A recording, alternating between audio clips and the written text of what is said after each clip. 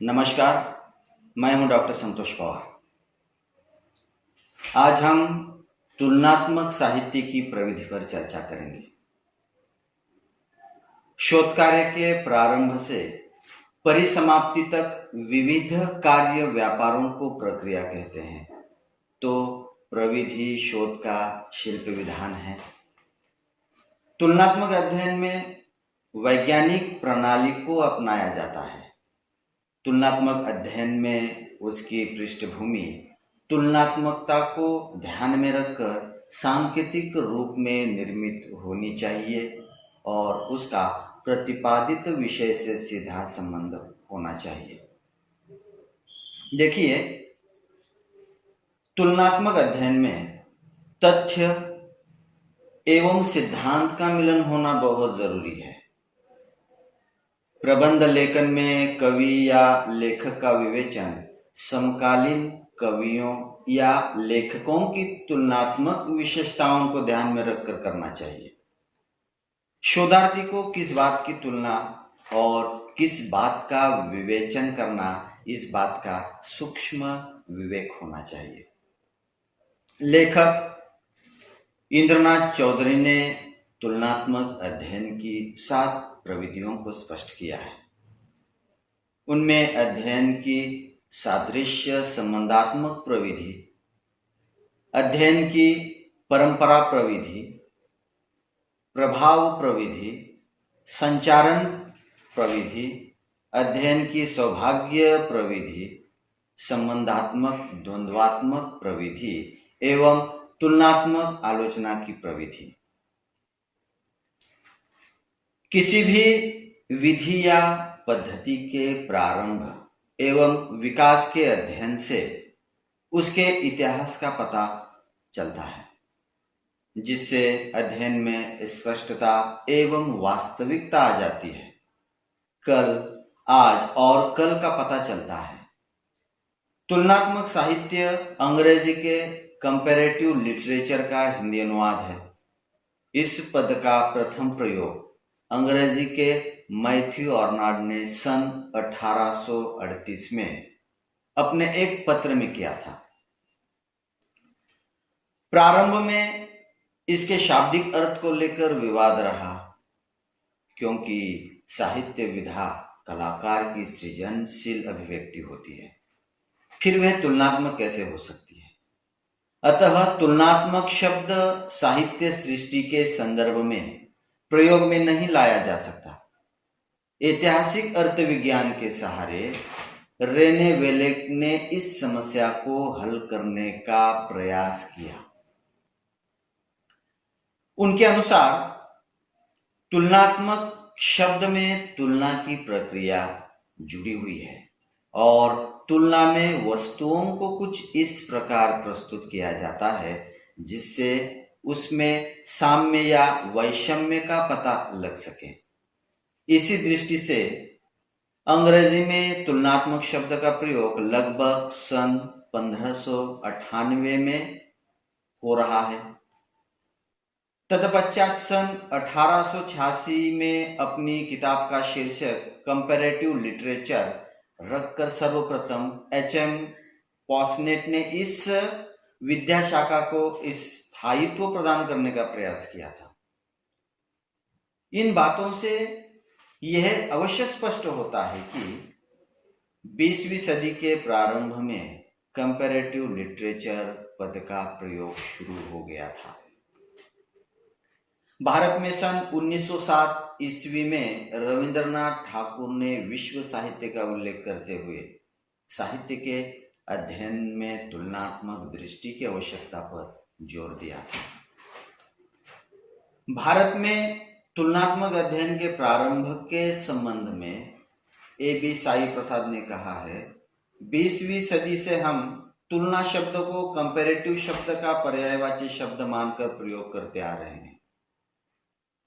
इससे पहले यह शब्द भारत में प्रचलित नहीं था। Doctor PS. वामदेव ने भी भारत में तुलनात्मक अध्ययन स्वतंत्रता प्राप्ति के बाद तीव्र गति से चलने की बात कही है। हिंदी में भक्ति एवं रीतिकालीन कवि तुलसी, सूर, केशव आदि ने अपने कवि रूप के संबंध में जो अनूठी उक्तियां कही हैं, उनमें हिंदी के तुलनात्मक अनुसंधान के बीज निहित हैं। भारतेंदु जी ने नाटकों के विवेचन में तुलनात्मक चेतना को प्रदर्शित किया। पद्म सिंह शर्मा, मिश्र बंधु आदि ने देव बिहारी की तुलना कर श्रेष्ठ कनिष्ठ को स्थापित किया। महावीर प्रसाद द्विवेदी, आचार्य रामचंद्र शुक्ल ने भी इसे विकसित किया।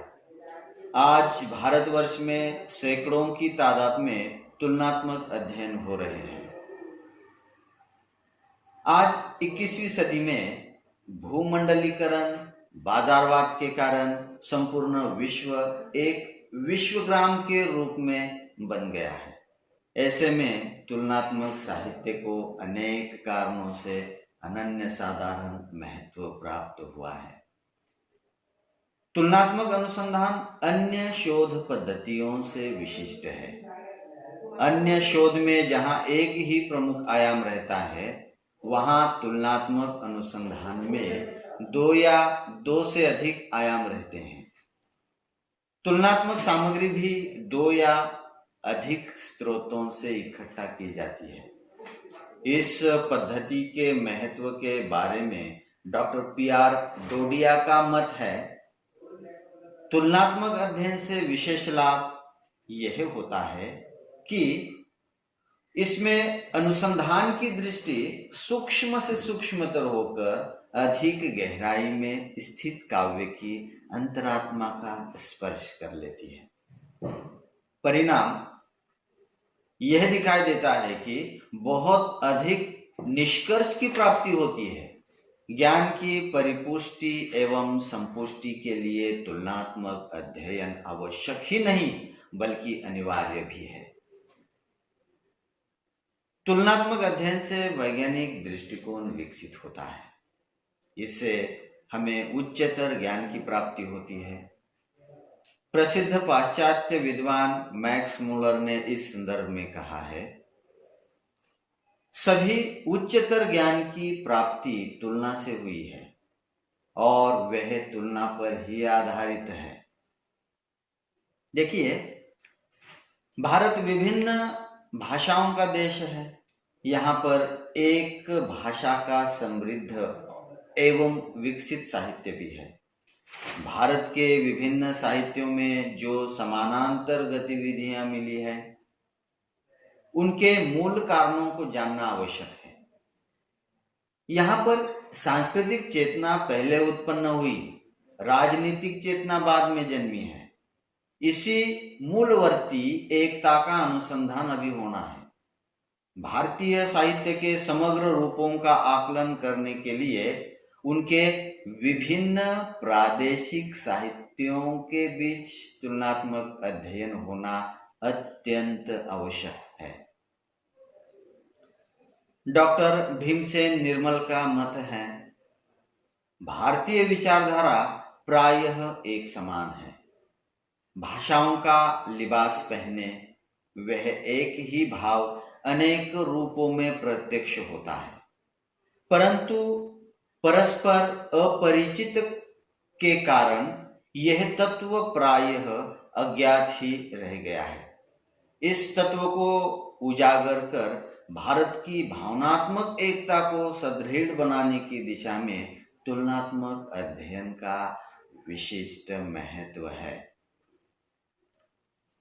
आज पाश्चात्य सभ्यता, बाजारवाद, स्वार्थपरता एवं भोगवादिता की प्रवृत्ति भारत में प्रबल होती जा रही है, जिससे व्यक्तिवाद बढ़ा, संयुक्त परिवार टूटे, आदर भाव कम हुआ, मानव मूल्य, नैतिक मूल्य एवं जीवन मूल्य पर्याप्त गति से संक्रमित तथा परिवर्तित हुए हैं।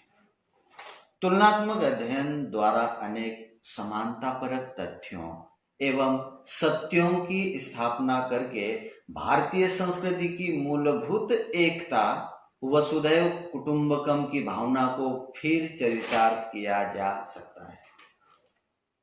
विश्व के विभिन्न देशवासियों के बीच जाति, वर्ण और धर्म आदि के वैमनस्य के होते हुए उनके मस्तिष्क मानव हृदय में प्रायः समानता पाई जाती है।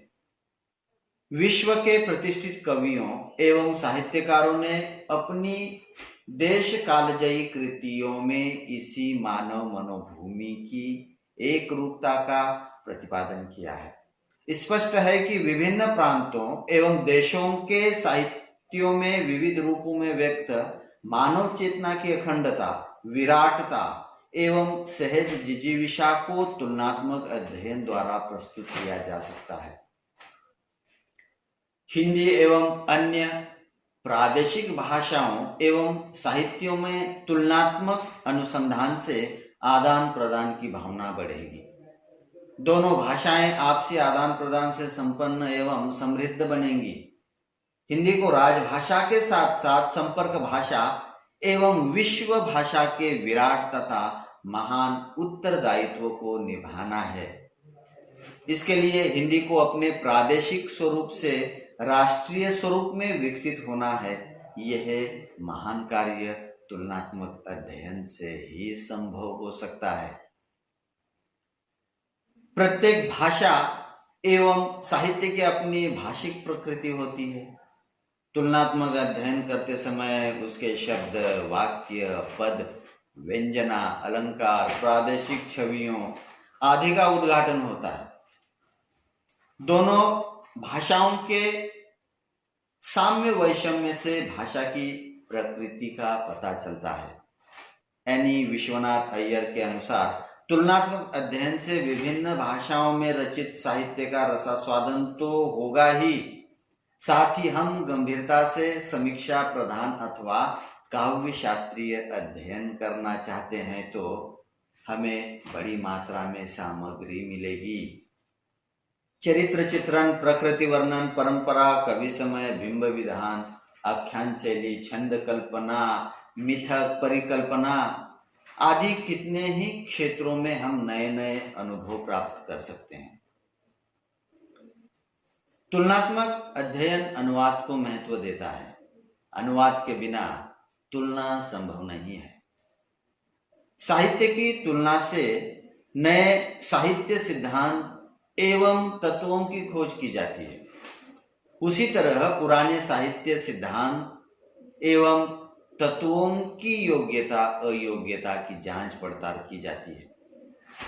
आज तक हम साहित्य किसी व्यक्ति द्वारा निर्मित मानते थे, परंतु तुलनात्मक अध्ययन उसे राष्ट्रीय अंतर्राष्ट्रीय परिप्रेक्ष्य में देखने का नजरिया देता है। दूसरों में खुद को जांचने का माध्यम तुलनात्मक अध्ययन है, जिससे खुद की सच्ची पहचान बनती है। किसी कृति का अलगपन बिना तुलना किए समझता नहीं है। अतः